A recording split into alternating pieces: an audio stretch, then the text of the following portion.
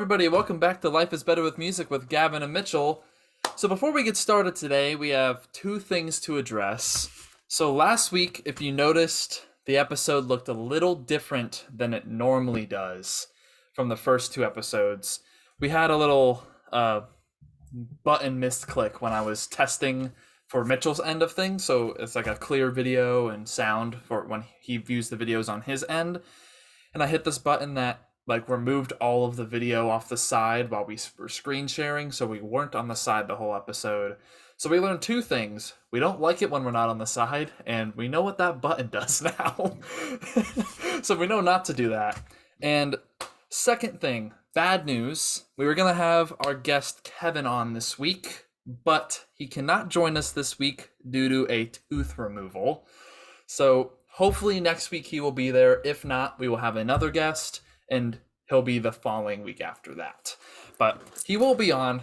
We don't know when. The next 2 weeks, hopefully. It'll be some point here real soon. Okay, so we had a busy week of drum corps this week. Yes, we did. Busy week. And I'm going to start it off with saying, with our rivalry, Boston came on top. So... Well, there's a whole lot of... There's a whole season, but... There's a whole season, but do I agree with a lot of the judging? And do I think there's a lot of recency bias in terms of these first couple shows? Yes, I do. But, Boston's out there killing it. I'm proud of the cadets as well. They're out there killing it. They have a really good show, and I'm really excited to see it in person when we get to it in Hamilton and Indy. So, and we never got to take a closer look at the cadets' uniform till they performed, and that was after the last podcast. They have that's your group you talk about. So it's basically like they have the pants from the West Point uniforms that they're using, but the top is like a track jacket kind of thing, where it has like the kind of like the cadets logo on it with the chevrons, but there's actually a mid-show costume change that they take off the jacket and they have like a shirt that has three like little sparkling what's the word, sparkling jewels, we'll call them, whatever. 3 on one side, 4 on one side for the 34, which is basically because the Corps was founded in 1934. So we have 3 and 4 on that. That's actually kind of a little cool little thing. And then they have like this little sparkly kind of, it looks like a belt buckle on the uniform. So it's kind of a more modern take of the traditionals, but it's not in the same way. But it's actually, I don't hate it. It's funny. I think it's actually really cool. I think it's really cool. It's funny because last week when we were talking about the uniforms, we were talking about cadets is a corps we want to stay with the traditional feeling. Yes. And I like how they branched off, but it's still the roots. As long as you don't go too overboard with it. Yeah. There's a point where you're gonna cross the threshold of I don't like this anymore. I need it to go back to what it was. Personally, with the Blue Coats uniforms this year, I'm not a big fan. I'm not a fan either. I don't know. Okay, well, we have a lot of scores to look at this week. We do. And on top of that, we have some videos we're going to be checking out. Yes, so we do. Is that all good on your end there? Yes, sir.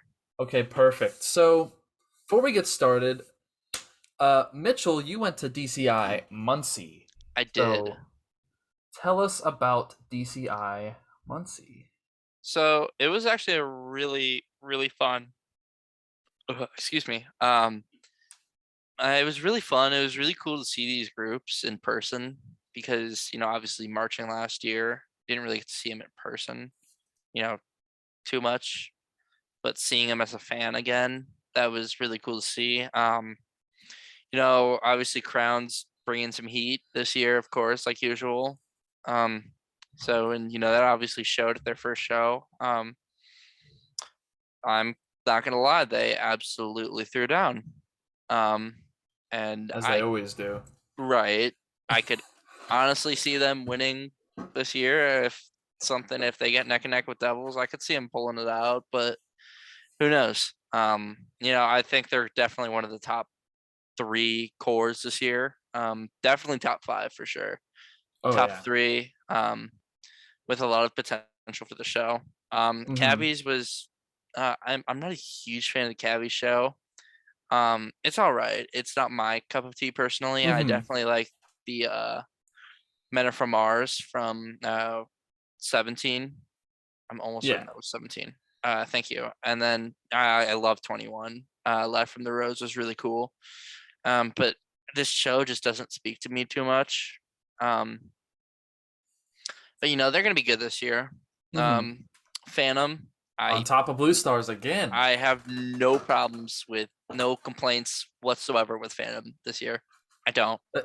And they're still pulling the lead, and also aren't they like on They're like on COVID COVID break, lock? Yeah, yeah. They and they that closed their sucks. lots. Yeah, they closed their lots the day of DCI Muncie. They closed their lots to everyone. And they're back to like COVID bubble kind of thing. Wow. And they're dealing with some COVID stuff right now. So they had to pull out of the Lyle show a couple nights ago, and the oh god, it's the I think it was the Madison home show. Mm-hmm. I'm not sure, but they had to pull Like out 2 that's shows. crazy. Yeah, that's awful. Yeah, I hope they get back on the field. I hope they figure this out, and I hope they get And this under control. like they have a lead on Blue Stars like consistently with I don't know, in only a few shows, but Yeah. Well, they're still, above. Yeah, and that can lose momentum. yeah, Like that's gonna they be could a come back massive and momentum killer. They could be sluggish. They could get slow. like who knows? Like the finals bubble. Like what if that's enough time for them to get kicked out of finals somehow? But I mean, I hope not. I mean, it doesn't look like it because they're placing above Blue Stars right now. No, they're But killing it right now. They are out. They're playing out of this world right now. Blue Stars definitely spoke a lot more to me in person than it did on Flow Marching. It's still not one of my favorite shows, but it's still solid. They definitely played better at Muncie than they did at the tour premiere, mm-hmm. and they've only improved since Muncie. Crossman, I really want to see Crossman in finals. Although I think they're right on the bubble, and because I love their show, I love their uniforms. They performed it well. And they Um, can change it. They can change their movements in the show. yeah, they can change their movements. They can change the order of their movements, which is really cool because if you think about it, a Mobius strip is a circular strip that if you can start on whatever point on the strip and you can make it back to that same point. So Yeah. that's what they're going on. That's the kind of the idea they're going for, which I think is a really cool thing that no one's ever done.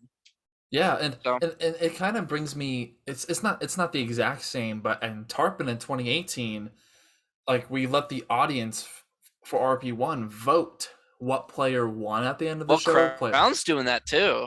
Yeah, Crown like has it a was like full blown app this like year. a player 1, 2, and 3, and what Mr. Ford was going to have us do was he was going to have each player have its separate ending movement and drill. So it was going to be Really? like before you go on the field, make sure you do ending 3, but we never got around to doing 3 different things. So instead of like the bum bum bum bum bum bum, it would have been like 2 other things.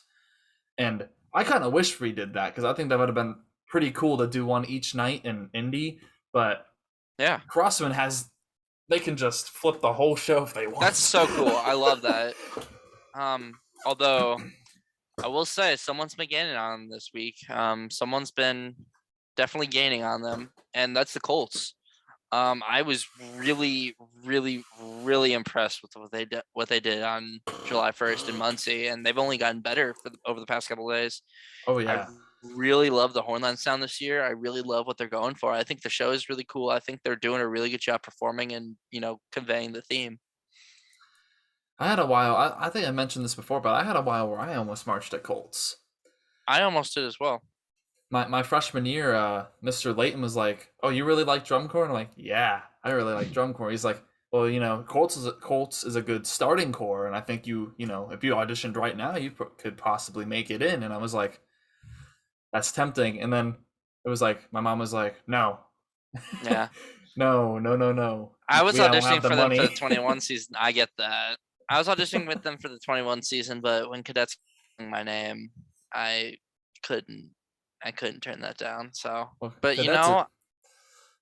they're killing it too. Oh yeah. So, and you have a video of a show clip and also a warm-up video from DCI Yes, Muncie. I So do. here's the warm-up clip.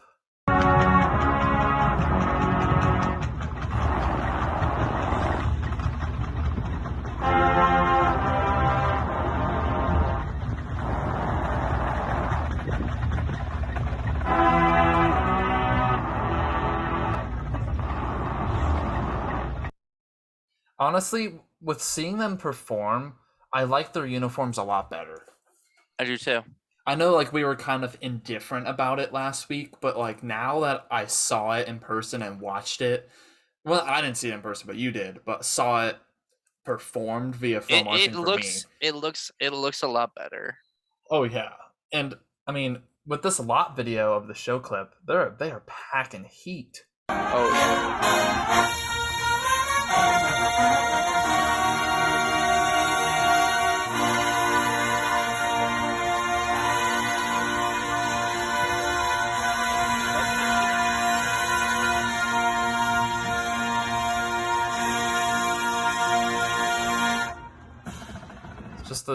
Just that sustain.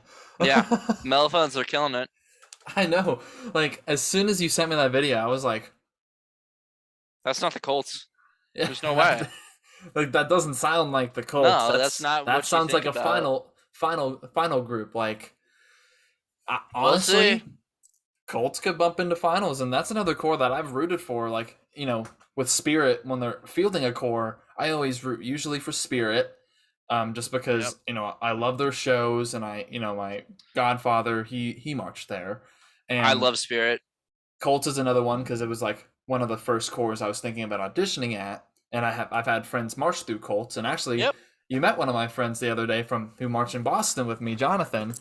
He marched at Colts. So yes, he did. And it's funny he went to Brownsburg. He went to Brownsburg High School in Indiana. Yeah. We shared the field at some point. He goes to Purdue. Yeah, he goes to Purdue. I think so, yeah. Something like that. With another, I think it was our other Jonathan Mellophone at Boston who also goes to Purdue. So they're both there. Yeah. That's awesome. No, not other Jonathan, Jacob. Jacob is the other one that I think went to Purdue. Jonathan, the other one, his name's Pooks. I have no clue what school he goes to, but no, like Jonathan, he's been in a lot of like good groups. So and it's funny because it was in 2020 when the season was not canceled yet, and Jonathan had reached out to me like, hey, like, is Boston like wanting mellophones? And I'm like, oh, like, I think it actually may have been after the season was canceled, and he was talking about the next year, and I was like, yeah, like I can send you the rep, like not the rep, like this, like the audition, warm up, the warm up and audition stuff. So I don't remember if I fully sent it to him or if I just gave him like the warm up packet, but next thing I know, he's marching with me in 2021. So I'm happy because I remember being on the phone with him for like an hour and a half, maybe one night, and we were just talking about drum corps. So and it didn't click with me that was him when I saw him like at spring training until like a week in. I was like, wait a minute, you're who I talked to, because I was going through my like Facebook messaging trying to find like these show MP3s from Tarpon to show one of the tuba players, and I like saw it and I'm like, wait a minute, I march with him now, and that's so weird. So it just took me a minute to click with me, but he's a great performer, and when you called me, Mitchell FaceTimed me, and Jonathan like is on the other end. I'm like, what are you doing? What are you doing? Because I mean, I don't expect him to be there. Like, I know he's in Indiana, but it's like I don't know who goes to each show. But this is like the only Indiana show outside of Worlds. Was there a lot of like people wearing core jackets? And he was with one of his friends who went to Brownsburg and marched Blue Stars. Yeah, there were a lot of people wearing core jackets. I actually saw some former cadets as well. Well, that's awesome. Yeah, so one of our assistant drum majors who's now on admin team with cadets at Muncie. I sat with her for a little bit. Good to catch up with her. But yeah, that was a fun show. I definitely had a good time. I mean, and also like, I mean, again, Crown debuted and showed off to the world what they're they're packing heat. So and cadets they debuted in Quincy, right? Mm-hmm. They were Quincy. Okay. So other shows. And Muncie was July what day? 1st. July July 1st. 1st. Okay. Yep. So yeah, then we had 4 shows on July 2nd. We have the East Coast Classic, Quincy, where Yeah. Boston came up on top. Yeah. I mean, I'll tell it's you, a home show, man. It's a home show. And I think that does play into it a little bit. It's not the reason that this gap is so big, but I really think that a home show, I feel like you're a little bit more lenient as a judge to the home team. Of course, it's not going to play a massive role because yeah, but I mean, in Crown Beat in 2019, Boston came on top. Right. Crown Beat show. And I feel like with the Boston area shows, though, there's just so many Crusaders fans that are there. Oh yeah. So that also plays into GE ever so slightly. Yeah, I mean, also I don't agree with the Cadets score. I think it should be a little higher. No, I don't agree with a nearly 4-point score gap. Yeah, I think it should be closer to 71 than 70.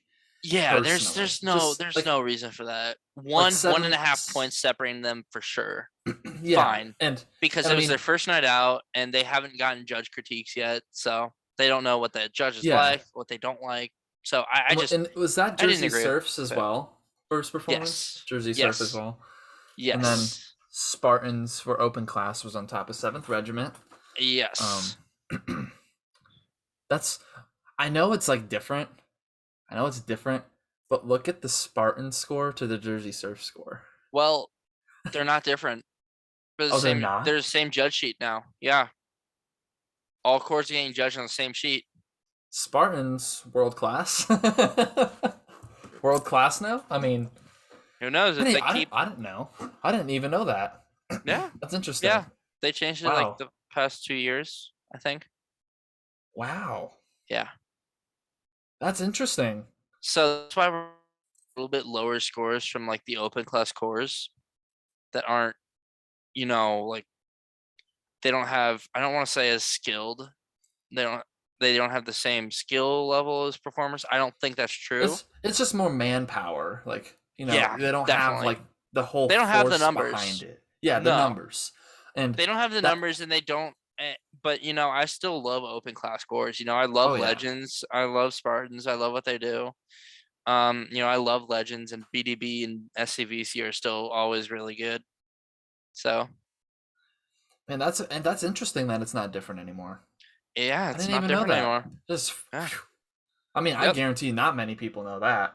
It's probably like a kind of condensed thing, but I mean, then with that being said, an open class just scored above a world class in that show. That's I mean, it's like at that point it's like what really dictates right open and world class anymore. Like if I think I need to look at that.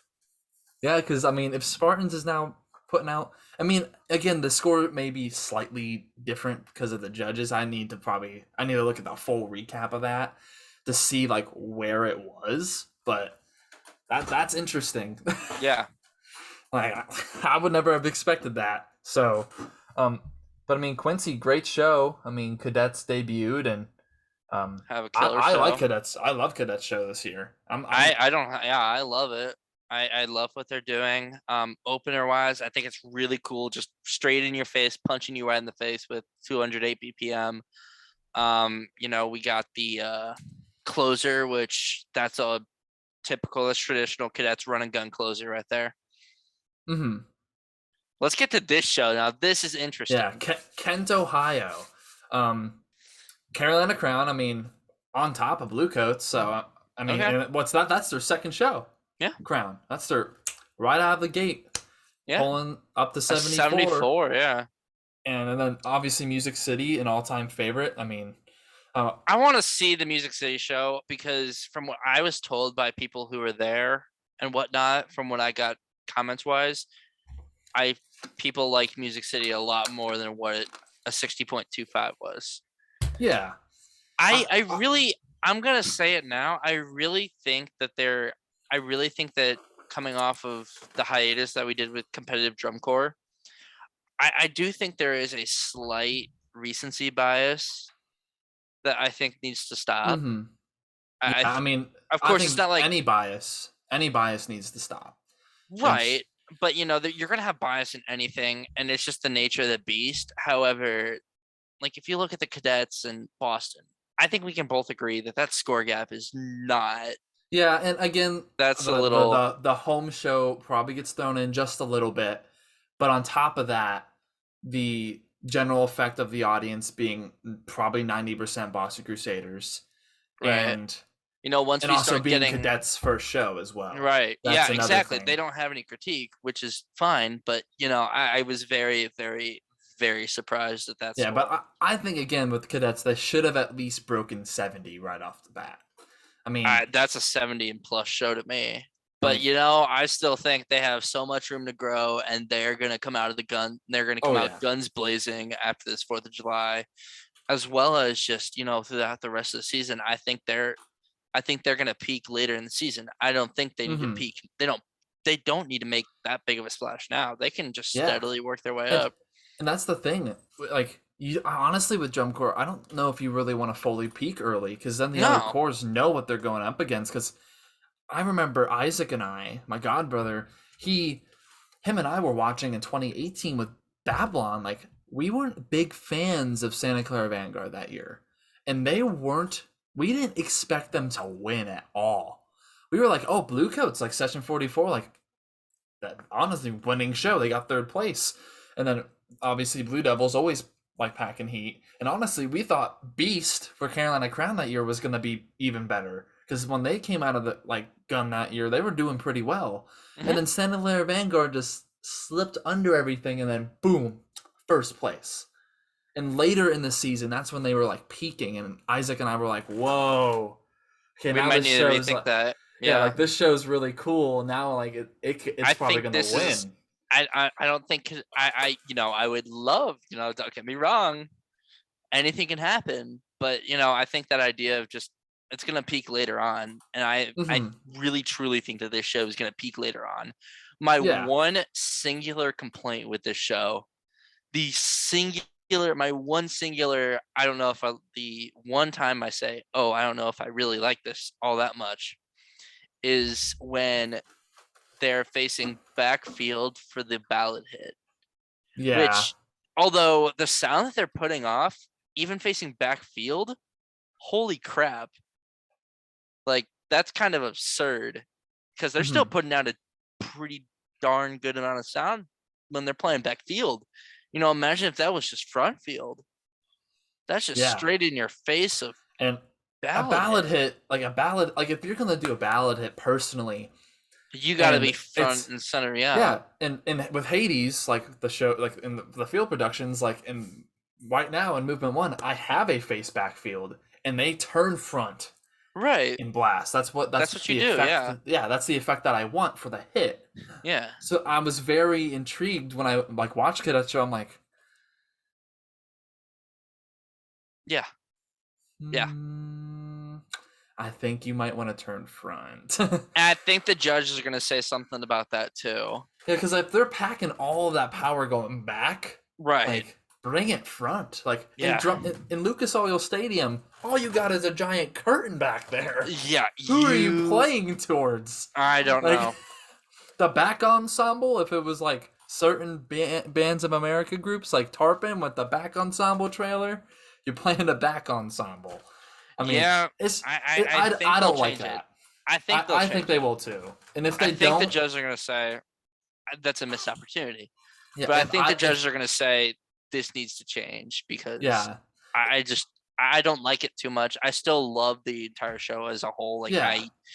I truly think that this is a definite chapter shift in the post George Hopkins, Mm-hmm. post Hopkins era. I really think that this is a chapter that I think that this is turning the page. I think last year was turning the page, and I think this year is just a continuation of that. Oh yeah. Because I think that this show is going to grow and grow and grow. And then, I saw some people saying, "Hey, I think this is a ninth place show." Do I agree with that?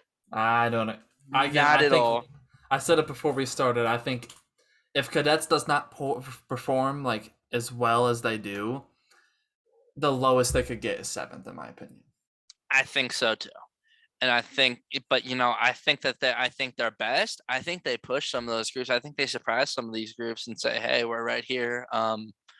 In 2019, yeah, we were looking up to you. We were looking up at you guys, but now you guys are looking up at us now. So. Mm-hmm. Yeah, and I think, personally, with how things are going right now, and it could change, I think the highest they may get right now is 4th. And that's fine. I don't have a problem with that at all. That's great growth for them. That is great growth. That's momentum for next year. Yeah, exactly. Like, and the thing is, when you think about cores and the momentum, like, you either run with that momentum, or you fall. Because, again, 2016 to 2017 Blue Coats, downside up to jagged line, they had all that momentum coming out of their first win. World champions, and then, personally, drop the ball. And I like Jagged Line. I love it wasn't my favorite Blue Coat show, but I just think it could have performed a little bit better. I think 2017. I feel like, who placed above them? That year, Metamorph obviously did. Ouroboros. Vanguard, Ouroboros, and then was it Crown? That was it. Is I think so. And then I don't see who else would. And then there was 4th because Jagged Line got 5th. So it was. I don't think it was Boston. Might have been Cavies. Cavies. It was probably Cavies. Yeah, but I 5th place for that show, like with how it was performed. Kind of makes sense. Yeah. And that's just with the momentum. Like, Cadets could get 4th place this year, and then come out and win next year if they do the momentum correctly. Right. And that's how I'm feeling with Boston. Like, this last year, like, no scores were happening. But with Zoom, we performed high. Like, we did some good shows, and we would always strive for a perfect run. And every morning after a performance, they'd say, "Who had a perfect run?" And we'd raise our hands if we did. And I remember the last time we did that, and a lot of us raised our hand. And it was like, did you tick? Did you tick? Me? Did you tick in the final run? In my final run? Did you tick? I don't think I did. I know I did in prelims. Oh, man. A lot of us in prelims. Prelims was not a good night. Prelims is always rough. First night in Lucas Oil. Like, you haven't been in Lucas Oil. So it's like, imagine never being in Lucas Oil. Yeah, the last time I was in Lucas Oil was RP1 finals. Last time I was in Lucas Oil was 19. Last year, yeah, whatever. Like last year, because you go like 4 times a year because you live right down the road from it. And now I live 2.5 hours away, so I can go to Dayton anytime I want. BOA Grand Nats, DCI World Championships anytime I want. Like, all right, that's the great part of it. But yeah, like again with Boston, like I think we had a lot of momentum from last year, though it was not competitive. We kind of treated it as it was. No, yeah, and I think that's the way you should have. I think that's the way every course should have. Is they're going to build momentum for next year. Some cores did not. Like just with how their shows looked, like, and no, not bashing any core, just you could see it was more of a crowd pleaser show.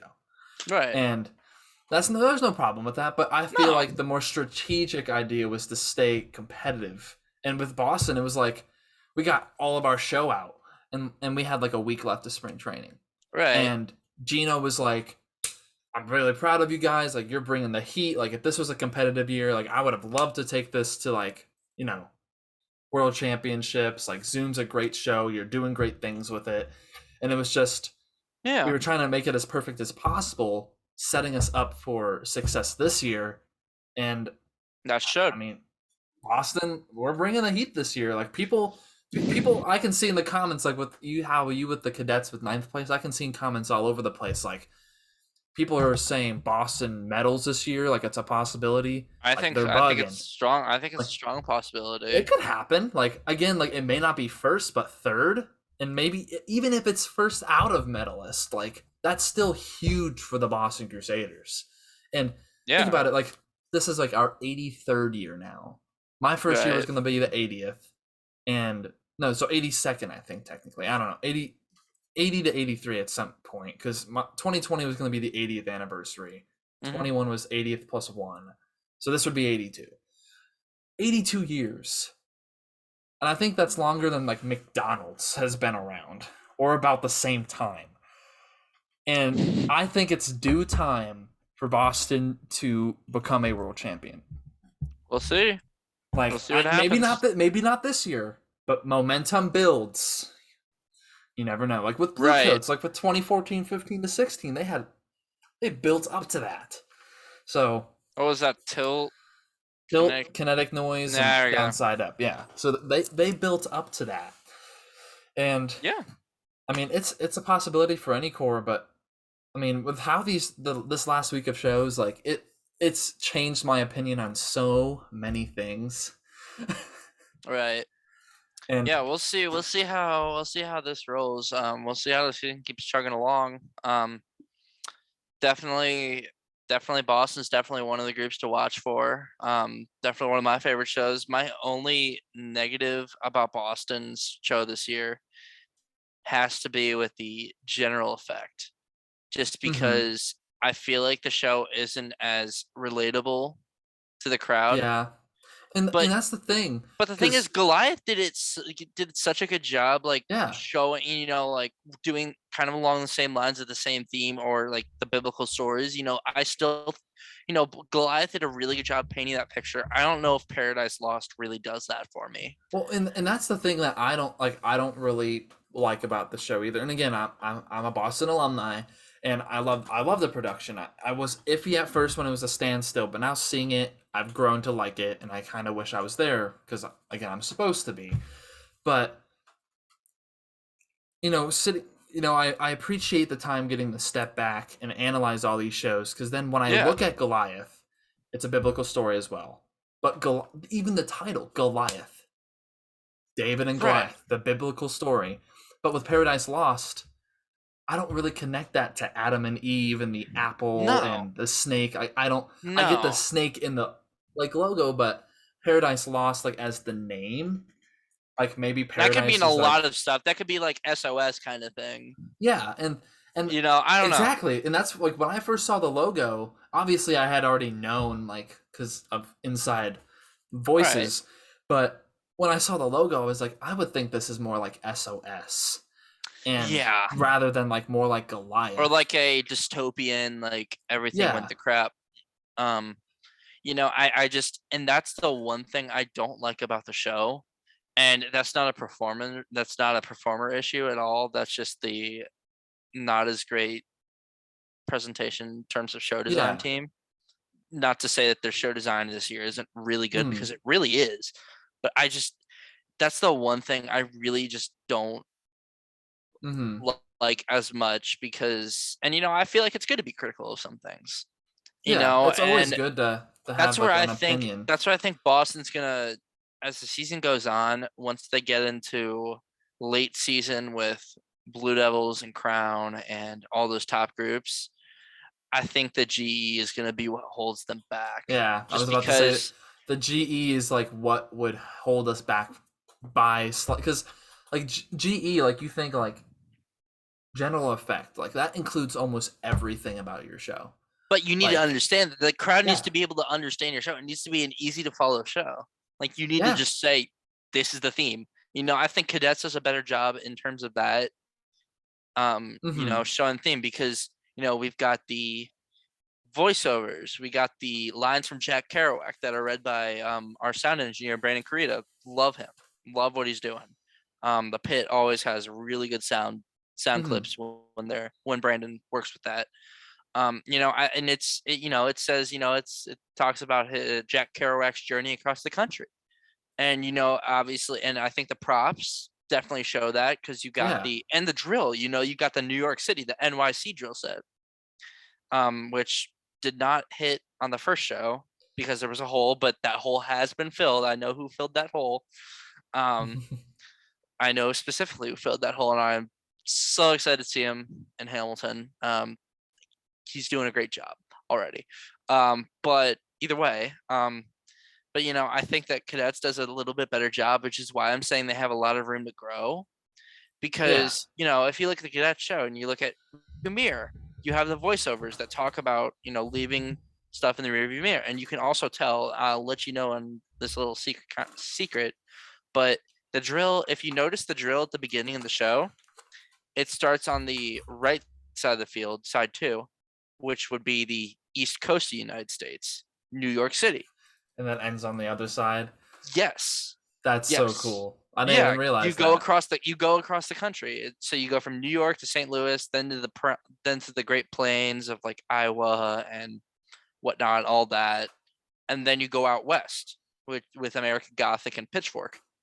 And that's where I think the Cadets do a better job than Boston this year of having just a more accessible show theme because not everyone knows the story of Adam and Eve, especially if you're not religious. Like you may have heard about it, but you don't know it and you don't understand it. But I think Cadets is a lot more easy. In the props, we have we have a prop that says like jazz club, and and like suitcases, that the color guard, chairs. Also, funny. Chairs are in a show. Chairs are in yet another show. Chair show. Chair show. Just literally the field of chairs. But but it's the fact that I feel like they're doing a really good job portraying the theme, even early season. I think they're doing better. I completely agree. And I don't know if the uniforms for Boston help that either. Which is that goes to my point. That goes to my point of if you're not going to have the uniform, really like describe the show or help out with the understanding of the show, just go traditional. I this is what I'm thinking with it. Just seems like a cop out a little bit. I don't know if it's about that, but I feel like again with Adam and Eve, just like Goliath, with David and Goliath, in any biblical story, there's multiple versions of the story. Even me, I'm more I've read the Bible, but that's besides the point. But I'm more familiar even with David and Goliath than I am Adam and Eve. Oh, so that's why definitely. Goliath connects even more. And the whole thing about Goliath was, we're all battling that Goliath in our life, regardless of what it is. And I think that's what they're trying to do with Adam and Eve as well. But they're not doing it as well. But they're not as clear about it. Yeah, like with Goliath, clear uniform, like it made sense. But with this show, the uniform, I feel like it's almost like the name and the uniforms are speaking its own theme. That is not supposed to be. Yeah, because again, I sang a David and Goliath show. It was in a show choir, David and Goliath. But we did it like 2,000 years down the road, basically. Like we were in silver. Like it was a different take on it, but you could still understand the story of David and Goliath. And it's funny because Griffin was in that show too, and he was also a part of the core for Goliath. So it's funny because when he told me, he's like, yeah, I'm doing 2 David and Goliath shows. I laughed. But besides the point, with Paradise Lost and Adam and Eve, I feel like it's kind of trying to do its own version of the story, which is why the uniforms are its own thing. But it's just not accessible. It's just not as accessible to the crowd and the judges. It kind of gets muddy. And in the middle, it kind of gets just a little bit muddy, and I'm gonna talk to some of my mellow pals over there and see if they have more info on that. Because I'm like, I'm kind of confused on the uniforms, just slightly. Because again, like what are they the percussion? Yeah, the percussion are in like black, winds are in white and the garter in red. So it's a couple different things, but I mean, core colors. Yeah, core colors. I mean that is our core colors. Obviously, the color guard and maybe even the brass percussion. I haven't seen it on their uniforms have Waldo on it, the lion. Right. Last year we all had it on us with Yeah. our race car uniforms. Ciao. But I mean, and that's the driving point. You can perform really well, but if you want to medal and you want to get up there, GE has to be taken into consideration. And Blue Coats always goes all out general effect. They always Which is do. good. And I hate to say, like, we've always seen GE win over anything else. Bands of America and DCI, but in 2019, that wasn't the case. That just changed everything. That kind of just rocked the entire competitive marching band world there, just because of what the heck. Because in the past 4 years, in the past like 3 years, at that point, you saw a national championship at the high school level decided by whoever won the GE caption. Yeah, which was cool. But but it's the thing. But that narrative that GE matters more than how you perform. I don't agree with that, because I was about to bring that up with show choir. We have a similar judging system, but right. It's like with general effect, whoever has best general effect wins in marching band and drum corps. Well, in show choir, it's best vocals, show choir, and that's how I think drum corps and marching band should be. Best music and visual, hands down. Like, that's where I personally don't agree with all the general effect. And I don't agree with all the general effect. I feel like they could dial it back a little bit. However, I still think it's more. I still think it needs. I still think it needs to be more prominent than like. If we're going at let's just think about it as a 60-20-20, if that's what it is right now, or like something like that. But my point stands. I feel like GE needs to have just a little bit like. Yeah, like put more into the music and visual, because like again with show choir, like. You're watching a show. You get the theme. Yeah, it's cool. But overall, regardless of whatever you're performing in, best, like, who regardless of your show theme, yeah, it should be understandable, which is why general effects should still be taken into account in, like, design and all of that, like with show choir and stuff. But you also need to just give the best performers of the most technical shows that win.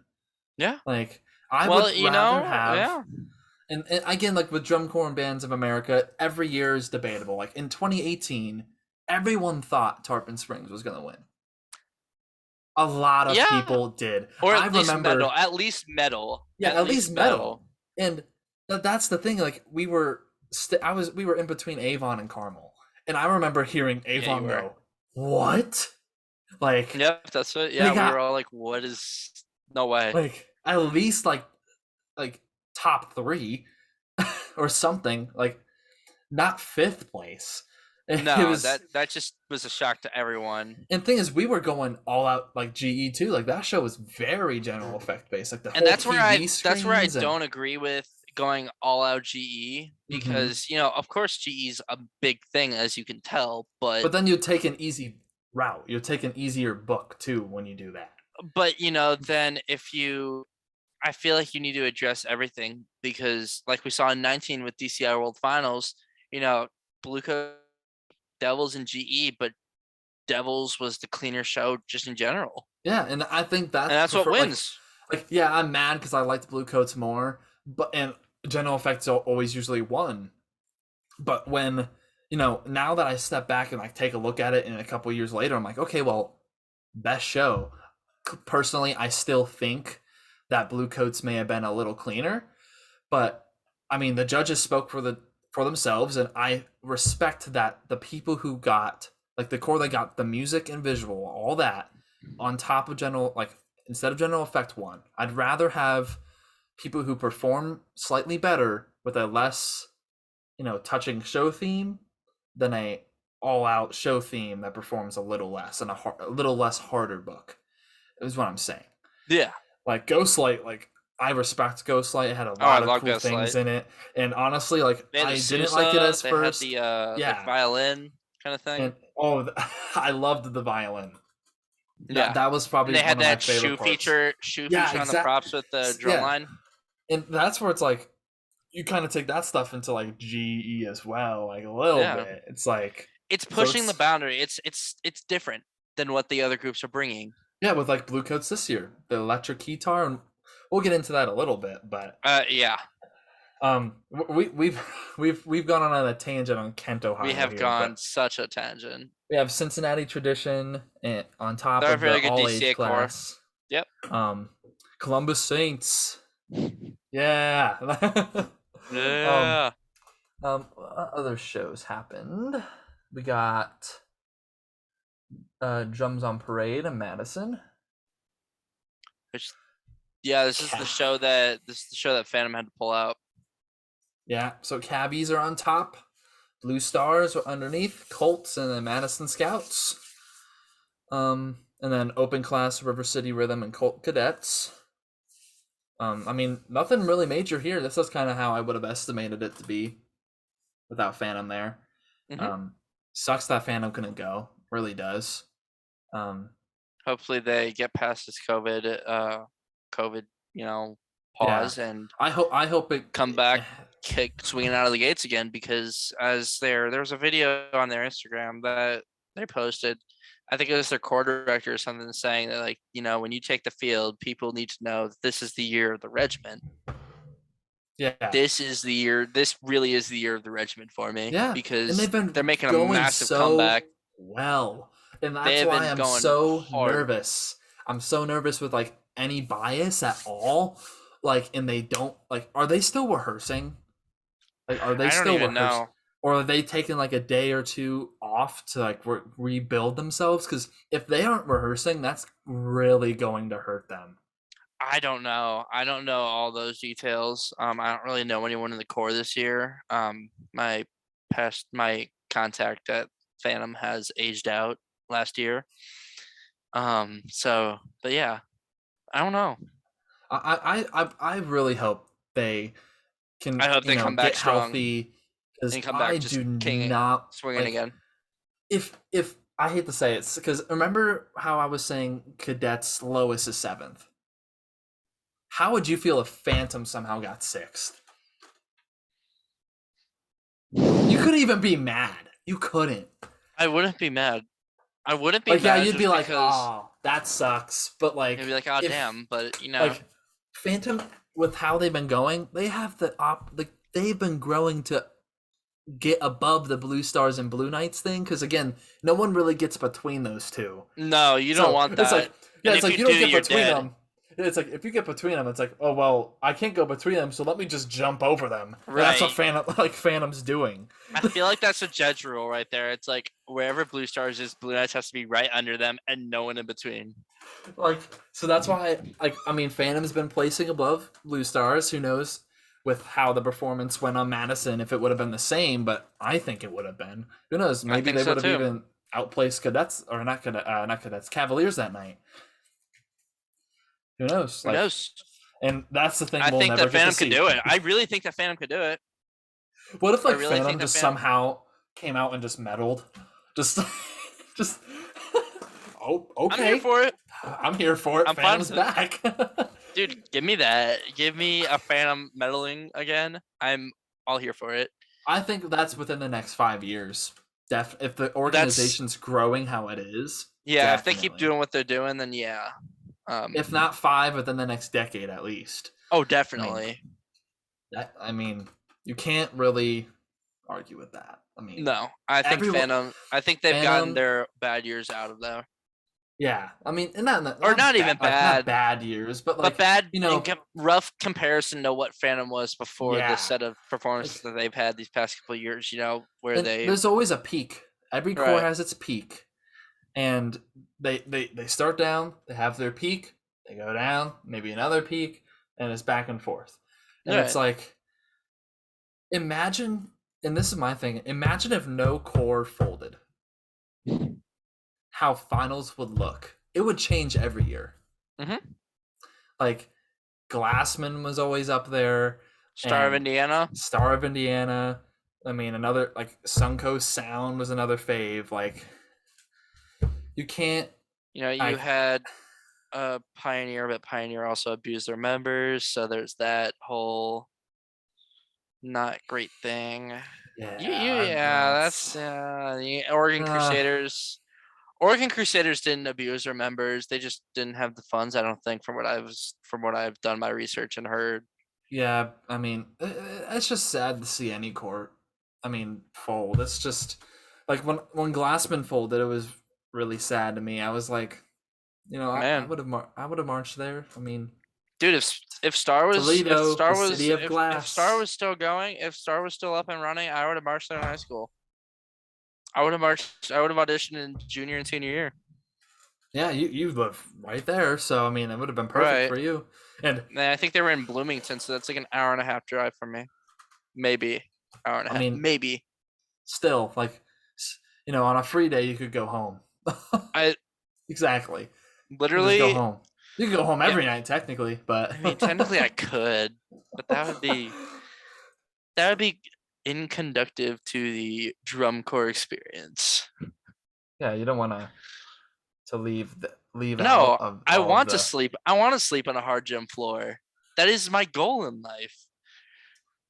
Okay, so that is my goal in life, to sleep on a hard gym floor for 2 hours on an air mattress. We're gonna go off on a tangent here. Funny story.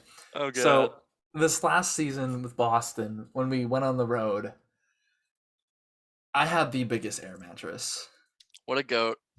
No, like it was like a full size bed. Dude, when I was at Music City Camp, someone had like an air mattress that had like a USB port in it. Like you could charge your phone and everything, and I was like, "What the heck?" Well, the funny thing about it is, as soon as I blew it up, and it was our first stop, and Griffin looked at me, he's like, "What the hell is that?" And I'm like, "It's my bed." And then, because we were at that school for like a week, because again, it was like a 2-week tour. It was like all the 3 Massachusetts shows, yeah. Yeah, so we were at that school for like a week, and as soon as we went on the road again, like throughout Ohio, Pennsylvania, and all that to Indy, I just started sleeping on the floor. I didn't want to deal with blowing it up again because it was so big, and the rest of the gyms we were in were tiny. We were in an auditorium at one point. Yeah, we were too. I was like, I can't do this. At finals week, we were at finals. Like for the last 3 shows, we were in Knightstown. We were in the auditorium. Well, and that's like, I just slept on the floor next to Griffin. And then we got to the hotels for Indy. Oh, that was nice.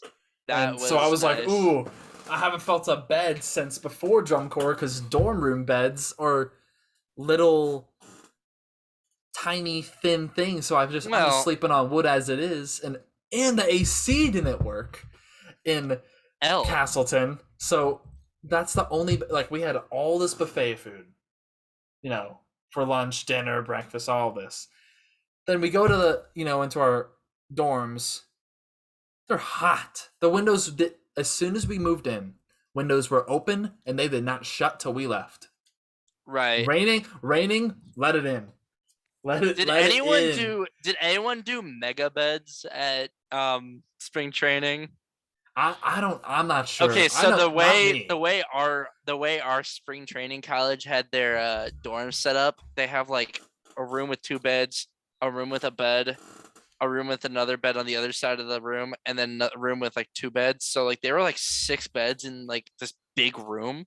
Like you each 2 beds in one room, 1 bed in another, 1 bed in another, and then 2 in the other one. I was in the spring training room with my friend Josiah and then another Carmel kid joined us through the couple, like a week into spring training. And so, but a bunch of pit kids, and a bunch of the pit kids, I lied, not a bunch of pit kids, but some drumline kids. I think it was Holy Bass. I think it was our bass line. They put 5 beds together and they just slept on it together. It was mega bed. That's so funny. Well, see, Holy Bass is a thing. Holy Bass is weird in the sense that there's a lot of tradition with Holy Bass. Like they each stand in a similar, like in single formation. It's like a 2-1-2, and like when you're walking on the lot and whatnot, and like they will not stop for anyone. You go around them. Yeah. You do not go through them. You will go through them. And with our dorm buildings, it was 3 stories. On the first Right. floor, there was like an office, a hangout room, another bathroom. And then on the basement, there was a laundry. So we could all do laundry in our individual dorm buildings. And then we were on the top floor. So heat rises. Right. So our dorm was always the hottest. But how our dorms were structured was there was a living room, a giant closet. Yeah, we had a living room. Yeah, then there was 4 bedrooms, 2 beds in each, with a desk, like 2 desks for each, 2 like closets, and then we had a giant bathroom with 2 showers. Not private showers, like kind of like locker room showers, like 4 sinks, and then like 2 stalls to use the bathroom in. And that's how our dorms were set up. But it was always so hot, and at night, after rehearsal being out all day in the sun, you'd want to get to the dorm room as quick as you can to shower in the cold, the physical cold water. And it was just it was a race to the finish, basically. Are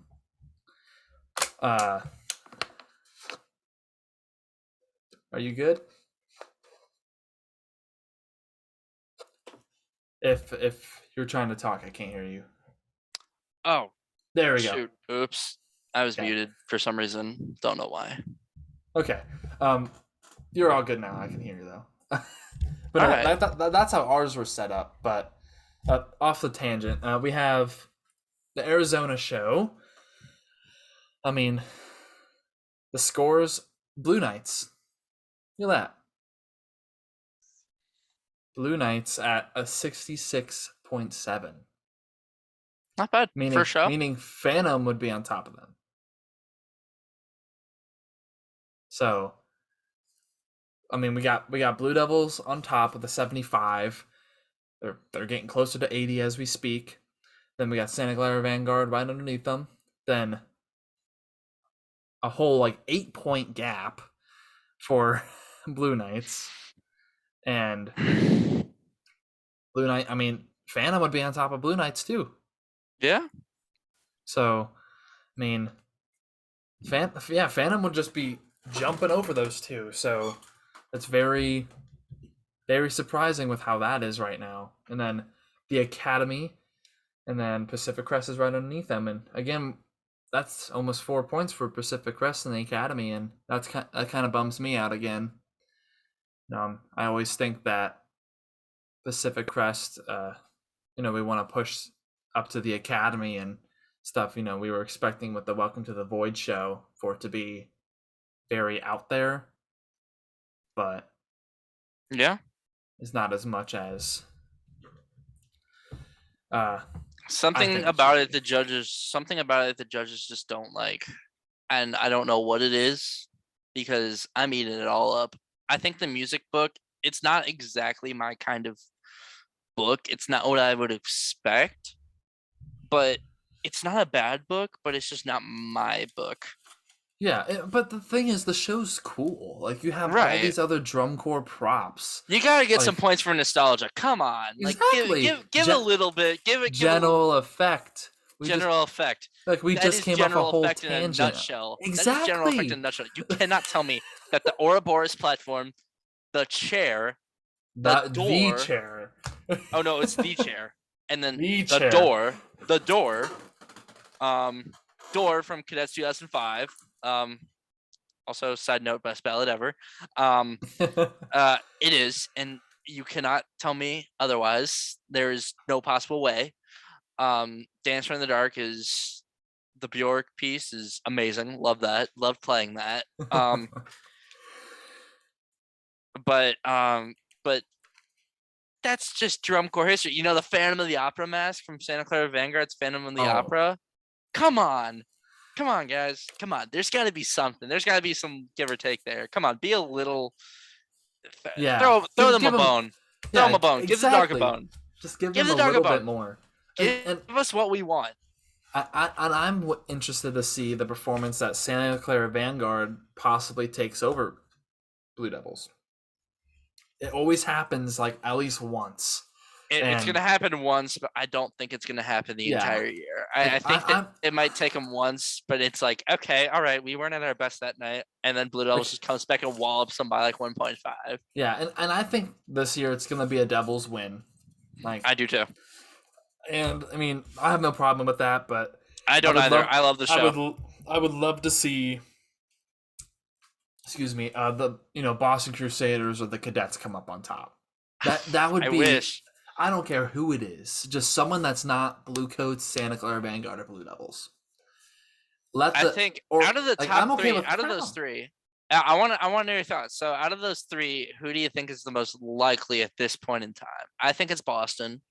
It's either Boston out of Crown, Boston, and Cadets. Well, no, I'm saying anyone that's not Blue Coats, Devils, and Santa Clara. Oh, yeah, I think honestly, either Crown or Boston. Obviously, I think it's either Crown or Boston right now. I think honestly, Boston could take Crown back over, and it just depends on how hard Boston pushes. But it's possible. That group has so many vets, but also Crown does too, and Crown has always amazing performers. Crown honestly, always attracts the best brass performers, or a large majority of them. Besides for those three, like Blue, Other Blue, and Santa Clara Vanguard, I think honestly, Boston could take brass from Crown if the other three weren't in the picture. We'll see. We shall see. That's just a personal opinion because again, we're packing some heat. Yeah, everyone's for sure. Everyone's underestimating us, but we're coming in hard this season. That's what I'm thinking. But I mean, drums across the desert. The scores are personally how I would expect them to be, but I would expect it. Yeah. Blue Knights was that when they debuted? Yes. So first performance is a little lower, but that's an 8-point gap. Who has the best uniform in DCI this year? If we're talking white, Blue Knights. I'm talking in general. In general, not Blue Coats. I'm saying that now. I don't like the uniforms. They just don't speak to me. The Blue Coats uniforms this year are not my favorite. No. If I had to choose, I say Phantom's up there. Honestly, the Colts ones have really been growing on me. I'm gonna have to say either because I love the Academy ones. I think they're really cool, and they really, really just work with the show, and they really help to. Yeah. And that's the whole point. Like you want to, and that's why you use a costume. That's why you use a costume. If your costume idea is not gonna be, if your costume idea is, in my opinion, like the Boston ones, you go traditional. Yeah, you don't need to. We almost for RP1 went a costume route, but it just the design wasn't fully there. So and also the funding wasn't fully there. So we just went traditional with the skirts, and the skirts speak fine with a traditional uniform. I think it's a good idea, but. I mean, out of this year, I think like Colts, Academy, like it's funny because the cores that aren't in finals, I like the Cadets one this year. Uniforms. Yeah, Cadets, like I like the uniform, but honestly, I'd rather have the traditional. Oh, you know me, I would always too. I would definitely. I don't care what it is. I don't care the show theme. Give me the traditional any day of the week. 7 days till Sunday. If Santa Clara Vanguard, that's not their actual uniform and they're switching it, but I don't think it is. If their new uniform, if they are getting one, it's just a rumor, but that may be a contender. But honestly, probably just Colts for me right now. All right, I respect it. Like a lot of like Boston's I'm indifferent about. Blue Coats I don't like. Cavaliers, I don't really like the color mixture I don't on it. either. It just feels too cluttered to me. It just feels like they're just trying to get a whole lot of stuff while keeping their identity, which is cool, but I just feel like it's too much. Yeah, but like if it was the green machines, then we'd have an argument there. But then I'd have to say green machines if my top two are West points. Yeah, my top two are Blue Knights and Colts. I respect it. I love the white on the Blue Knights uniforms. Oh, I do too. They are the best white uniform this year, hands down. 100%. Madison Scouts right behind them, and then Phantom for me right behind that. I think it's Phantom and then Scouts, but I just like the orange for Madison. But okay, July 3rd, we had 3 performances. DCI Cedarburg. I think this is another one Phantom had to pull out of. Yep. Because it's just Blue Stars and Madison Scouts, and then Colt Cadets and River City Rhythm down there, which are only 0.1 apart. So, I mean, for open class, it's getting a little... I mean, again, an open class scored higher than a world class earlier, so, I mean... I don't even know what open class scores anymore. They're just... I mean, close for them, but... Oh, for sure. I'm mainly look at Madison Scouts. Is that when they debuted too? 65 flat. I mean, finals wise, that's not looking very good. As of the rest of the lot of room to grow. Performance, yeah, a lot of room to grow. But I mean, I honestly like the Madison Scout show. So I do. I'm not very declined to it. And we still have one more core that is on the bubble this year to perform. Who? The Casper Troopers. Oh, true. When do they perform? This Friday. I think it's as of right now on Friday the 8th. Friday the 8th. Okay. That's what I think. I remember talking to Lauren about that. One of my friends is in the color guard. And she loves the show this year. So, I mean, that's exciting then. So one more group, and then, I mean, Blue Stars again. I guarantee you, Phantom probably would have came on top. Or maybe that would have been the performance. Blue Stars took them over. Who knows? Yeah, who knows? But again, I'm bummed out that Phantom didn't get to perform. But yeah, I am too. I mean, when you take Phantom out of the picture right now, Blue Stars was the clear winner of that night. So, I mean, that performance really isn't much to talk about. But then we got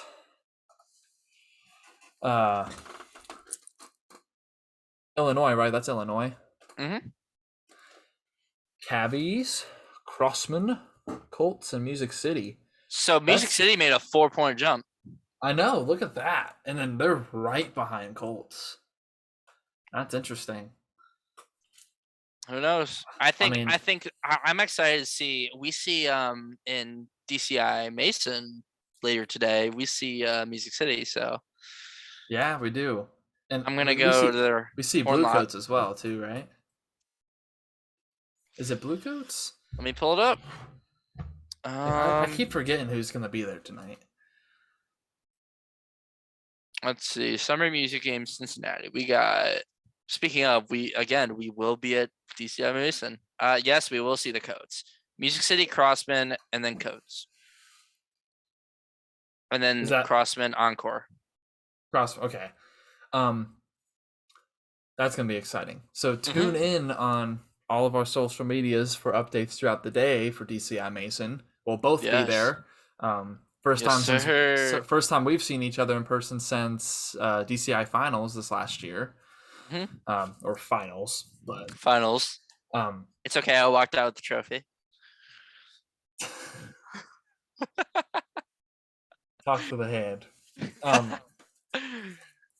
mean, Crossman again. Their show, very interesting. So I'm always excited to see, Crossman score. And I'd like to say because people had Crossman out. People are already counting Crossman out, and they had Colts in over Crossman. Look at that score gap. Yeah, that I mean, again, a lot of season growth because again, Music City jumped 4 points, but I mean, I hope Colts can pull one up because I mean, I think Colts would be a great change to finals. Oh, I do too. I definitely It's think kind of that. I like think when that's what DCI this year is about. I think I want to see as many resets in finals, and the attitude and mentality of these gatekeeper cores, that it's the yeah, same top 12 every year. And if you are not in the top 12, if you're not in the previous top 12 from last year, you are not making finals this year.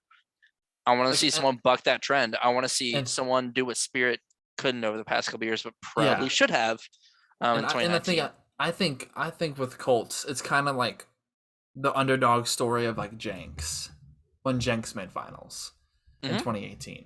And I just think it'd have the same feeling if a core took another core out this year. And again, I just want to see it change slightly. I want to see placements change very slightly. Phantom jump above Blue Stars and Blue Knights, that'd be crazy. Someone get out of finals and re-put into finals. I think just a lot of things would be very cool to see happen. So I'm For very sure. interested to see. But early season, I mean, again, a lot of drum corps this last week, but then we got Lynn, Boston on top again. We made we made He broke he broke 70. I mean, well, then we made progress. We're catching up. the It was jerseys. it was 3.75 the show before. Now it's 3.4. And again, look, Spartans above Jersey Surf. Spartans above Jerf. And then 7th Regiment down there, and that's a big score gap. But open class is always usually like that. So, mainly, I mean, world class again. When you have just these three groups, it would either be Cadets or Boston. But with how Quincy went, it was probably going to be the same. But I mean, Cadets closed it in. I think it should still be closer. Oh no, I 3.4 points. That's egregious. Like That I think is horrendous. 73.9 to like 74.4 is like a better range. Even at the 74.75, fine. I don't care. But 70. Give us a 73. I could not care less. I really just don't agree with these first two scores like at all. And that's both me being the alumni of the core as well as just the spectator. Yeah. Watching those shows. The judge panels are going to be all over the place this year, I think, and I think that's going to be a deciding factor. Until we get to the big shows. Until we get to the big shows where we see the entirety of top 12, like, Broken Arrow, or like a majority of, Texas Tour, Broken Arrow, Atlanta, Allentown, which I think the reverse is, yes. And I'll tell you what, I think the reverse is going to happen. I think Cadets are going to get a little bit of a jump at Allentown. I mean, just in terms of score. I mean, Allentown's always let's be real. J. Bernie Crum is the entirety of the Cadets fan base and more. Yeah, but that's how Massachusetts is for right, Boston. exactly, and that's the same thing. All of the East Coast, like when you talk East Coast and you're talking the northern East Coast border, almost all of that is Boston Crusaders. Like, and then southern East Coast is like that's when you get to like Crown area, and that's where like. Give me the happy medium. Give me the nice little. Give me the middle of those two. Yeah, you get the little chunk in the middle. I'm fine with it. I'm fine with it. But I mean, that's out of the shows. Like that's all we have for the shows that happen. I mean, busy week show wise, but then overall DCI rankings of average of what three scores, right? 3 scores. And let me preface this by saying Cadets and Crown are not in this. Or Bluecoats, but Boston I think that is second place. Above Vanguard, like I think that they would be. And I know that obviously it's an average and still the most recent score, and again it's gonna change. Hey, what was the last Cadet score? Was that 71? Yeah, I think. So if you think about it, they'd be sixth place.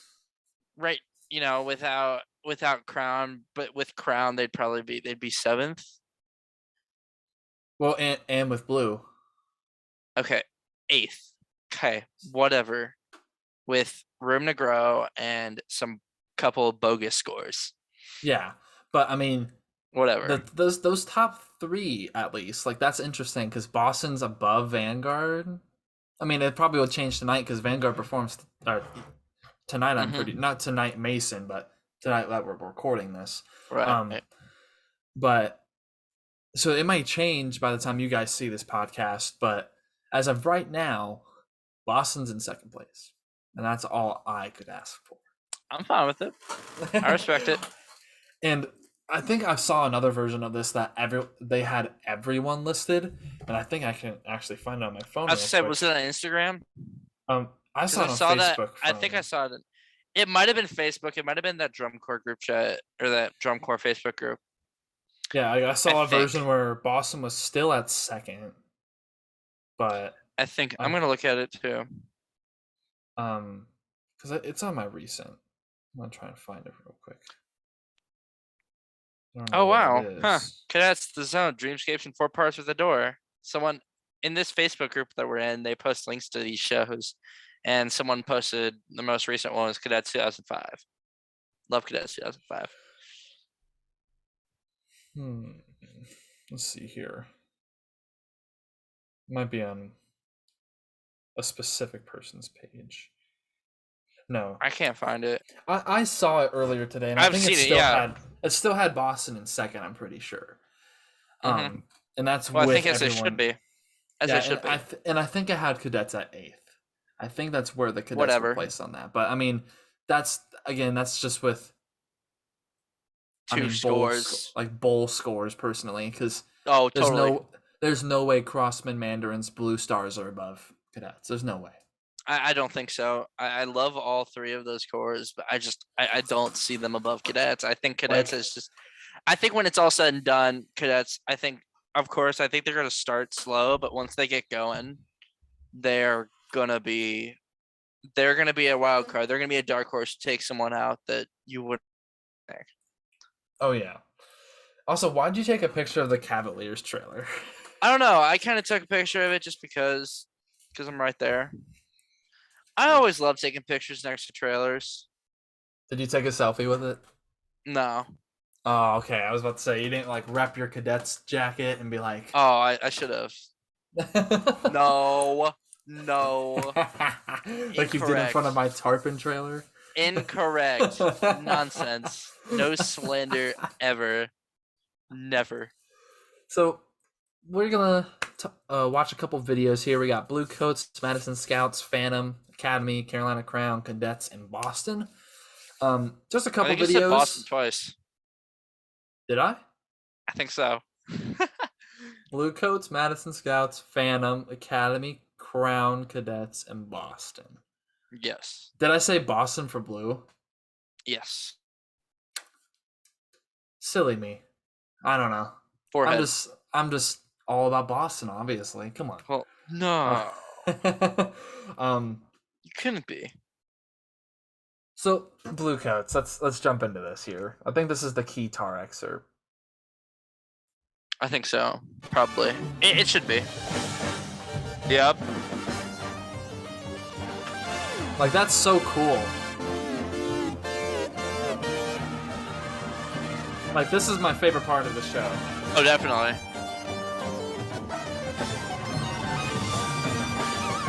Oh, yeah.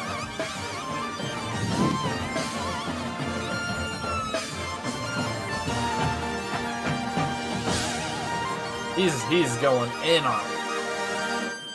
He's going ham.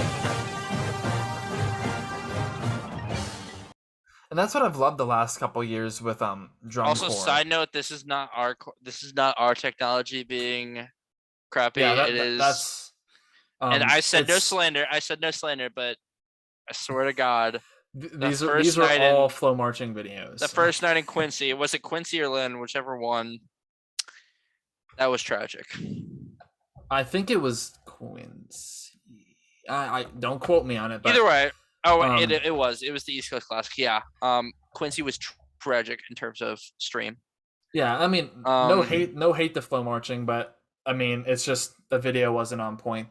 No. The last couple days for certain shows, but these are all flow marching clips. So this isn't our computer or anything messing up on us, but We just watch clips of flow marching because it has all the other angles and such like that. But I mean, Bluecoats, the electric guitar, that's probably my favorite segment of the show. I'm not a big fan of the show, but that section I can get behind. Mm-hmm. And like I was saying with how I liked what the other drum corps were doing, it's like in Ghostlight how they had, the violin. I just like the use of other electric instruments. Never add woodwinds to drum corps, personally. No. If it's an electric one, I'm fine with it. If it's electric, that's fine.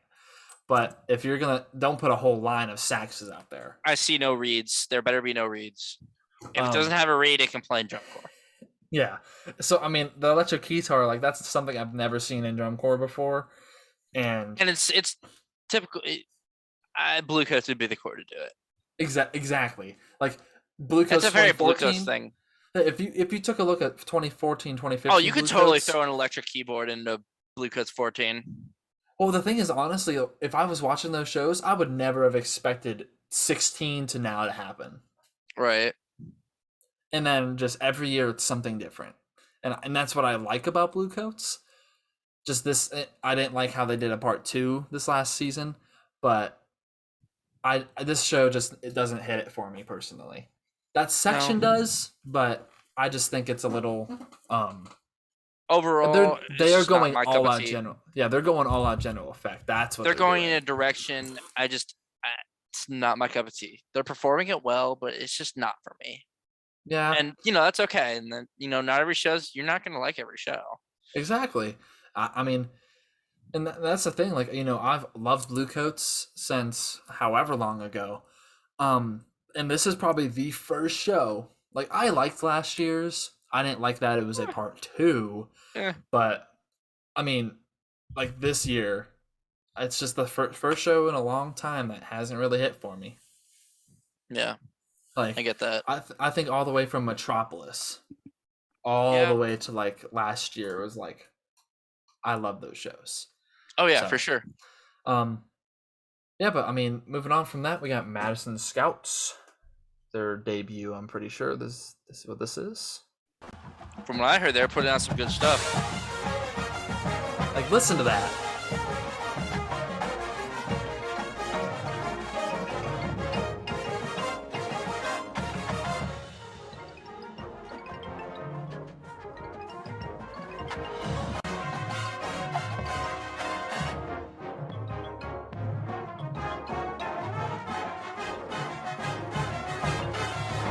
My only complaint.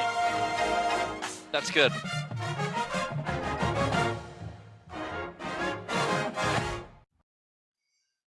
I like that. My only singular complaint. It was a lot of park and bark. Yeah, I can honestly, no hate to Madison. I love the show. I love the show. I think it's really cool. It kind of looks like a show a high school would do. Just very slightly. And that's just me being nitpicky. Mm-hmm. I love the show. I don't know if it's finals material personally, but again, they have a lot of season to grow. So who knows? Again, the bottom finals bubble has gotten even crazier, in my opinion, the last week. Oh, for sure. I mean, personally, I have no problems with the show. I do see where you're coming from with the park and bark thing, but I mean, I just wish they had more choreo with it. Maybe or at least moving in terms of drill. Yeah, because I mean, with Tarpon, like, you could argue with Tarpon that we would park and bark a lot, but you could argue with Carmel that we'd park and bark a whole lot. And the thing with Tarpon is we never we park and barked with certain chords because that's like you want to end strong like on a chord, right? But on a whole and technical section, it's like, oh, they're park and barking, but then you look at our choreo, like, is that really park and bark? If we are moving the way we are, no, like you don't get a break. You don't, no break. No, but, I mean, they could add choreo. Who knows? Who knows? I love some choreo. I do too. Like when I do visual stuff, I ask and like the instructors, hey, like, can I add a visual thing here? And if they let me, then I'm gonna add something because I think choreo brings out shows even better. Because it depends on what you do, because I feel like there's a point where you get too much choreo. Yeah, but I mean, even it's long. Like I just don't think like 30% of your show should be standing still. No, not at all. You should be moving. Like if you're gonna have standstills, like max 10. All other parts need to be drill, choreo, like stuff like that. Personally, I just think we're in the moving marching arts, same as show choir. Like in show choir, we do not get a break until a ballad.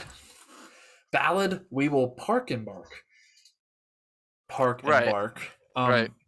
But sometimes still have certain choreo. And I just had like a weird frequency thing just come through my headphones. It was really aggressive, but I see. But as I was saying, like you stand there, but you just did like 6 minutes of music, nonstop dancing, and singing, and I mean, again, like personally, you can argue with show choir being at the same level of drum corps and marching band because of the length of our shows. Because again, like a show choir show can be like almost half an hour long. It's like, like you remember listening to them, so like they get lengthy. But I just think like in drum corps, like yeah, like you have these tight uniforms on, but I think it's just cool to add choreo personally. Like if you have these cool uniforms, use them. Right. Make cool shapes by like doing a tilt and like stuff like tilt. But you are so funny. I mean, or just tilt the whole football field like they did. But I mean, but that's besides the point. But I mean, I like Madison's show, so I do too. I like that excerpt a lot. But now we got Phantom Regiment. The regiment is back. The regiment is back.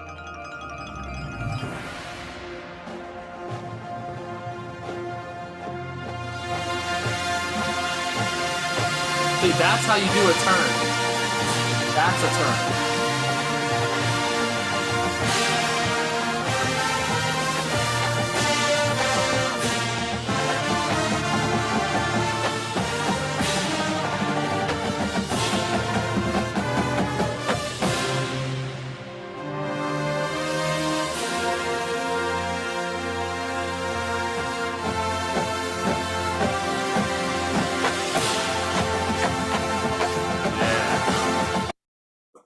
Like, that's how you do a turn.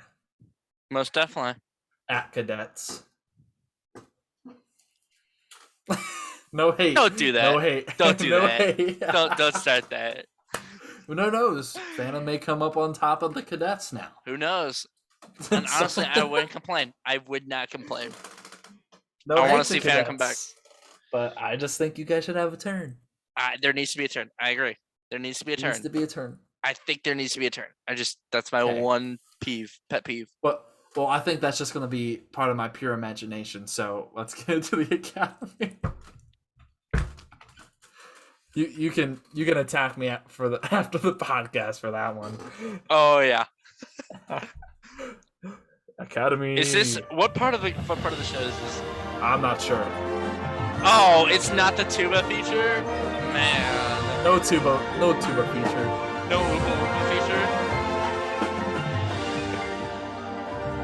There's a lot of holes. Yeah.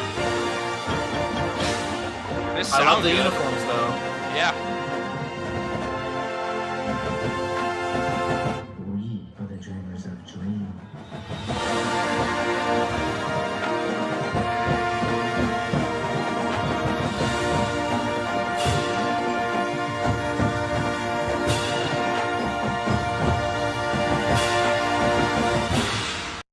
I mean, watching that, I can see why they're above Pacific Crest, but personally, I wish Pacific Crest was doing, better and scores were just going more their way. But I mean, I can see like they sound great, the Academy. So that is definitely a Lindsay Vento show. Oh, most definitely. That is definitely a Lindsay Vento show if I've ever seen one. And then we have our last three here, the three battling rivals for at least a medal spot. East Coast, Best Coast. East Coast, Best Coast, our favorite coast. Sorry, Blue Devils and Santa Clara Vanguard and Mandarins and all you guys. What about the Pacific Coast?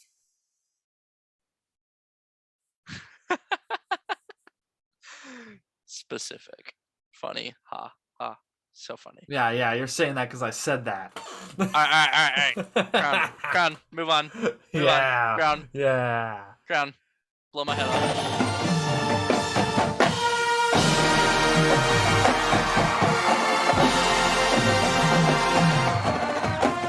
I love the fabric.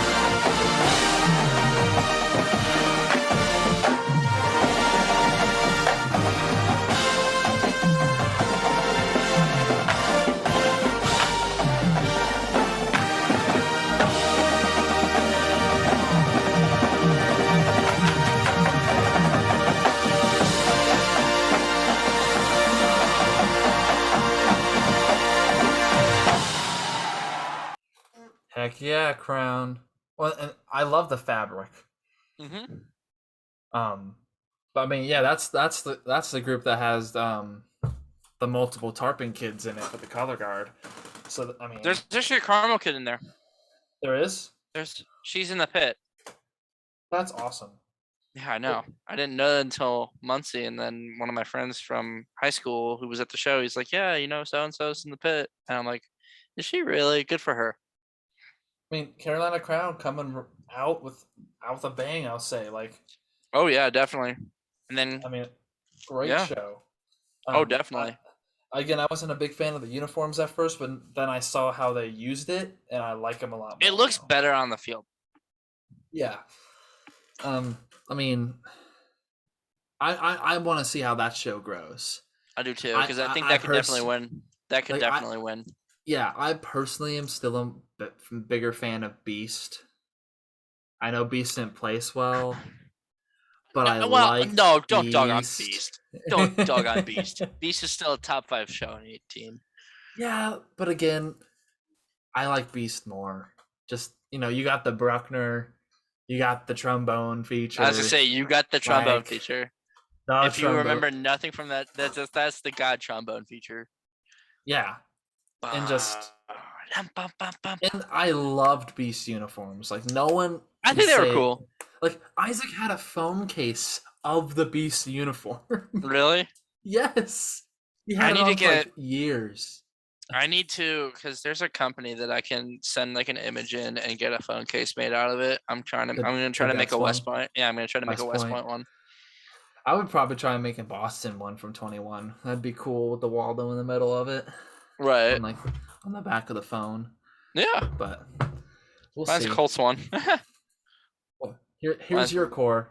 Yes, sir. Here's second place. Yeah, well, gotta start somewhere. Yeah, this is really laggy, by the way. This is the opener.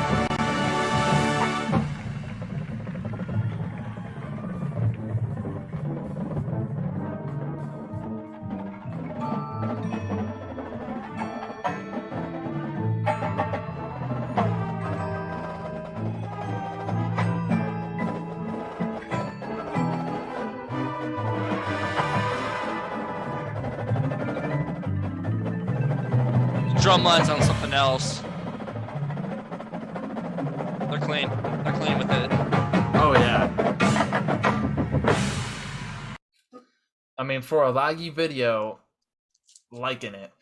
Do you know if my girl Paige is still in that from Tarpon? She aged out. She aged out. Yeah, she was a workout. Yeah. Because I know she auditioned at Boston, but unfortunately didn't make it, and then she made it into the cadets like the next year or two after that. Mm-hmm. But I mean, cadets. I mean, I'm a big fan of the show. No hate to the cadets. I still think they should do a rotation, a turn in the ballot. Yeah. Turn in the ballot. But I mean, opener wise, I really like the opener. So yeah. No problem with that. No. All right. Let's end it with the Boston Crusaders. Yeah, this is like the shortest clip, but I think it's Noah doing the screamer in this. Oh yeah. And you got the trombone suicide. So.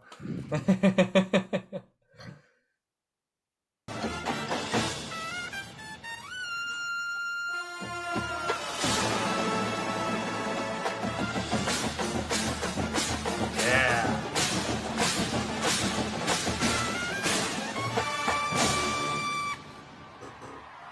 Heck yeah. You cannot tell me that Gino actually let that happen.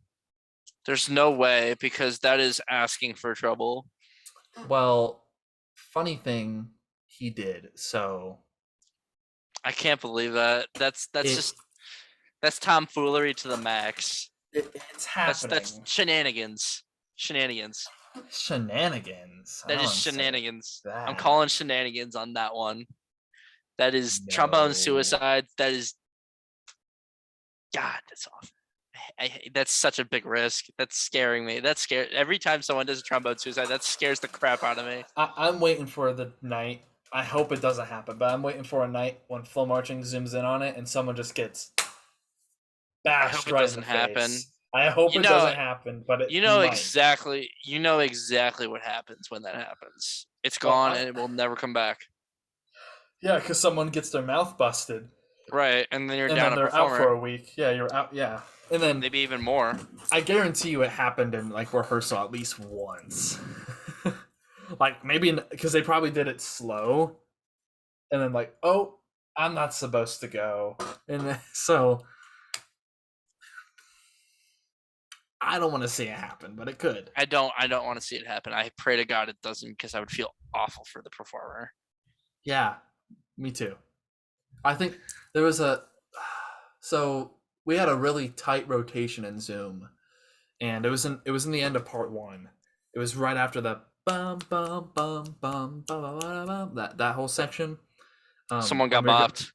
Yeah, so we were in rehearsal, and my whole line condensed, so I was like up against this person's head, and the baritone. I would have just put it down. I just put the horn down. Well, the thing is, I was fine, and I was my horn. I felt it graze that person's head, so I almost got bopped, and I was in there tight, but all of us were. So the baritone behind me, his horn is a little longer, and when he came in, he hit me right on the back of my head, and that pushed me forward. But he bopped his mouth hard, and I remember going up to him like, "Are you okay?" He's like, "Yeah, that rotation, dude, was just too close." And I was like, "I don't blame you. It almost happened to me too." Like, I felt so bad because I thought it was my fault. I'd be bailing. Like, I thought it was my fault, and the thing is, I mean, in other parts of the rehearsal, I would do that. Like, I would move it to the side, or I'd put it up, right, or I'd bring it down and like kind of like down to carry. I would just put it down on my side. Because like I don't want to. Well, the reason why I do it like kind of up still is so the box, who like Aaron or Gino could see like the horn there, but they see that I needed to take it down for a reason. But that section was like bop bop da da da da da, like it was like very intense. So it was quick. It was very quick, because if you rewatch Zoom and you look at it, you can see that section happen, and it gets tight. And then I remember they extended it a little bit, and they're like, "Okay," the next day they're like, "Okay, we're not gonna let that happen again. So we're gonna break this down at like tempo 60, and we're gonna do it for like 3 hours." And then we were like, "Okay, this line, now you do it, and everyone watch. Now this line, you do it, and now everyone watch." Right. And the front and the back of the line had to like jazz run in the rotation. No, thank you. It was insane. That is the Z pole. That is the miserable Z pole. Like that's why I was like, yep, I'm fine with being in the middle, because I still get like a normal like 8 to 5, so roughly, maybe a little bit bigger, but I think nothing like stupid. I think like in that set, like my third rotation in it was like a 6 to 5, but that's not bad to like a 2 to 5. So no, thank you. But yeah, that was a night. So I guarantee that they've taken enough precautions to avoid that from happening. Because there's another time in that same rotation they were. So if you, again, I don't know if you were fully remember watching the show, but during that section you had the rotations, the line rotations, but then you had the box drill rotations in the middle of it. Ew. Like they were rotating in itself. Ew. And so I was in the line, but I know Daniel, I think it was Daniel in the mellophones, he was in one of the box ones, and he got decked too. Like, I think either the same day or like within a day or two of that. So we were down a mellow for like a day. And anytime like his lip was busted and someone's lip was busted, and they would have to play and it would reopen. So it like almost never healed the whole season. So I would just not be playing. I would just refuse to play that day. That's what we told him, like, just don't play until it's healed. So like, or at least like, on, off 3, kind of like on and off, just right. Or just air something, like just heal your lip first. But that's just some cool some injury stories. I have the injury story of the lifetime. And it wasn't even marching at that time. Well, I mean, in Boston this last year, I think out of the brass sections, not a single tuba or mellophone sat out the whole season. Really? Yeah. And we only had like 4, like, because in the sections, out of the brass section, we had like only 4 females. Surprisingly, and this year they have a lot more, and I'm happy to see that, because again, I like seeing like half and half, and it's great to see that.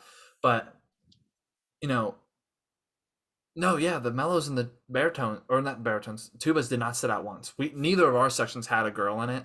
It was the baritones and the trumpets, but with like the tuba and the mellophone section, none of us sat out. Like, yeah, we would run up and get wrapped real quick. Like, I got wrapped a couple times. Like, I had shin splints. I needed them wrapped.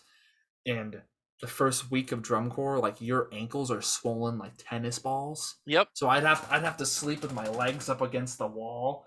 Like, we had ice baths. We had ice buckets at the end of each rehearsal. I think we had that too, but I never did it because I was like, I don't want to do it. It's honestly so nice, dude. It really is. You sit there and your feet just go numb and you don't feel anything, and it is so nice. I'm gonna be honest, amazing. And the thing is, the baritones wouldn't sit out that much either. And it's funny because like the trumpets sat out probably the most. And yeah. I think there was a rehearsal, and again, obviously people got hurt, so I'm not blaming anybody. But people got hurt. It's just a fact of the activity. Yeah, and then there was so many trumpets hurt one night, and Gino like came down from the press box, and he walks up to the trumpets, and he's like, at the med tent in the back, and he's like, "What are you guys doing? I need some of you out there." Like, it was like 3/4 of the trumpet section. Yes. Doc did that once, and he about lost his mind. Well, I've never seen him so pissed off. It's not even funny, dude. Well, the next day, I think they gave us a free day because everyone was hurting. I was hurting. All of the mellows, like, not all of us, but most of us were getting wrapped at lunch, and so, like, as I got wrapped because I just felt the need. Like, I never got like an arm wrap, only a leg. I got like my left calf once, my ankles like 3 times because they were too swollen, so they were trying to push the blood back up from my feet. Then both my shins twice, and I think that was it for me. But I never sat out. Like, no one ever sat out. Like, if we did it mid-rehearsal, we missed like a rep or 2. But we didn't sit out. We just went up, wrapped, back in. Yeah, we had a lot of people with yeah, there was one day where there were just so many people sitting out, like, it was bad. And Doc gets off from the like the press box. He comes down and he puts the fear of God in them. I have never seen him so visibly pissed. And imagine if it was a competition season like this. Oh my God, they'd be gone. They'd be gone. They'd be like, "Oh, yeah, we're flying someone out." Like, Yeah. I think that happened to one person this year at Boston. It was he just like it just he was in a lot of pain, and he was in my dorm. I'm obviously not gonna say his name, but No. he was just in a lot of pain, and he came up to me. He's like, yeah, I just learned that like I'm kind of getting cut from the show, and that they're flying someone out tomorrow. And I was like, dude, that sucks. Like you come up to me, talk to me anytime you want. Like I'll sit with me at lunch, like talk about it. I want to make you feel better. You're still here. You still made the line. Like that's what matters. And it's just people get hurt, and it's not their fault. And it's sad because again, they offered him to go home. He didn't want to. No, you shouldn't want to go home. And if you go home, I don't blame you. I totally don't blame you. But if you stay, that shows that you're really committed. And yeah, exactly. And I don't know if he's there this year, but I'm not gonna get too much into that. But I was definitely rooting for him because again, it was an injury, and it was just unfortunate. But besides for that, I mean, that's kind of all we have to talk about today. Updates on Hades. Hades Part 1 is fully done. I'm I'll say about a fourth of the way through Part 2. I mean, I'm almost to the end of the first section of it, and that's a good chunk of it. And that's after I'm done with that chunk, it will be about a third of the show, not the third of the show, a third of that movement done. But join us later today throughout the day for updates with DCI Mason. And obviously we'll watch those clips next week, and hopefully Kevin or another guest will be on to join us, as we love our guests, and doing them with Musicians List Arts when we did was very fun. So who knows, maybe we'll get some of those people to come back and kind of do another one.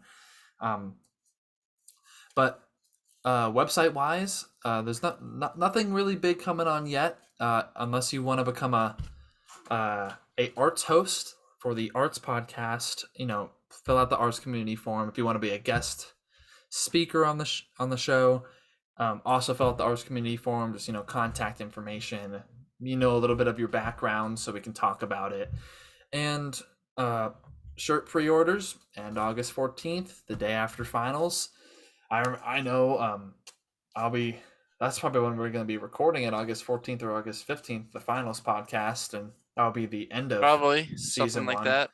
Something like that, yeah. Because after finals, I'm driving and going to work right away. So after finals, I am going home, and then the next day I'm moving into my apartment.